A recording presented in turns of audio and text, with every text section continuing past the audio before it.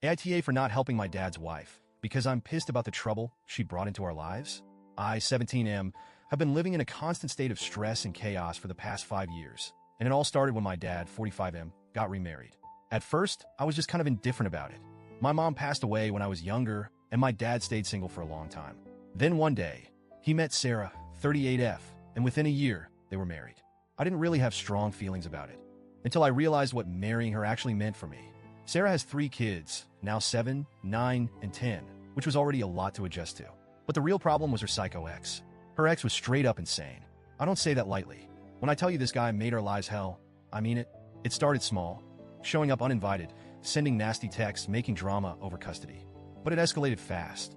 One night, when I was home alone, our downstairs windows were shattered. I was upstairs when it happened, and I swear I've never been that scared in my life.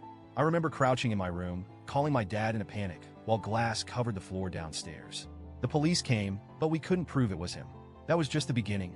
Sarah's ex would park outside our house for hours, just sitting there, watching. Sometimes he'd yell stuff, insults, threats. Sometimes he'd just stare. It made my skin crawl. I couldn't even step outside without checking first to see if he was there.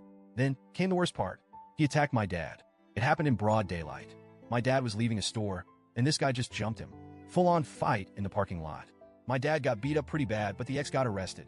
He served 6 months for it. You'd think that would be the end of it, right? No. While he was locked up, we got threatening letters. He had friends keeping tabs on us. When he got out, he picked up right where he left off. Because of all this, I basically lost my freedom. No friends over. My dad didn't want to risk putting anyone else in danger. No going out alone. I wasn't allowed to walk to school, go to the store, or even visit my mom's grave because my dad was terrified the ex would follow me. That last one hurt the most. No extracurriculars. My dad pulled me out of all my after-school activities. Sports, clubs gone. He wanted me to be home where he could keep an eye on me. And you know what made it worse? Sarah acted like it was just a rough patch. Like, she was really out here saying stuff like, I know this is hard now, but we're building something amazing. Meanwhile, I was watching my life crumble. But the part that really got me? I was expected to take care of her kids.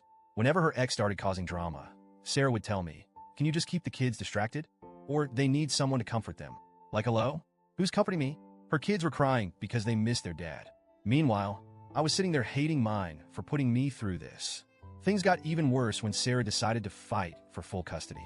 Up until then, it was 50-50, and honestly, I liked the weeks when her kids were with their dad. It was so much quieter without them. But Sarah wanted them full-time. Few years of legal battles, court dates, screaming matches, constant drama. And of course, her ex did not take it well. The stalking got worse. The threats got scarier. Our car got vandalized. Security cameras would catch shadows, but never a clear face. It was like living in a horror movie where the killer was just out of frame. I was miserable. I wanted to scream at my dad. Why did you bring this into our lives? Eventually, Sarah won custody. Her ex only gets them every other weekend now. And while things have calmed down a little, it's still not normal. We still have to take precautions because of her ex. I still can't work late shifts. I still feel like I have to look over my shoulder every time I go outside. But my dad, Sarah, they act like everything's fine. Like, oh, we made it through. Now we're one big happy family. No, we're not. I hate this. I hate all of it. So now, here's what happened last weekend. Sarah asked me to change my work shift so I could help her with an errand. She wanted to pick up some DIY supplies and needed help carrying them. She tried to make it sound fun, like, I know you like DIY stuff. We could do this together. I just looked at her and said, no. She was surprised and asked why. So I finally said it. I told her she brought nothing but trouble into my life, and I didn't want to help her.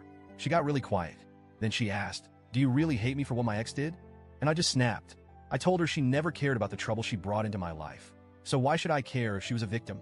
I told her she selfishly dragged other people into her mess without thinking about what it would cost us. She looked devastated. And later, my dad confronted me about it. He asked if I'd be willing to help her another time. I said no, and then he hit me with the disappointed dad speech. He told me he was upset that I resented them finding each other and building a life together. He said he really believed our new family was worth it, and that he hoped I'd feel the same way. I just stared at him and said, I don't. I told him he wasn't blameless either, that he let this happen, that he put his happiness over my safety, and that I'd never forgive him for that.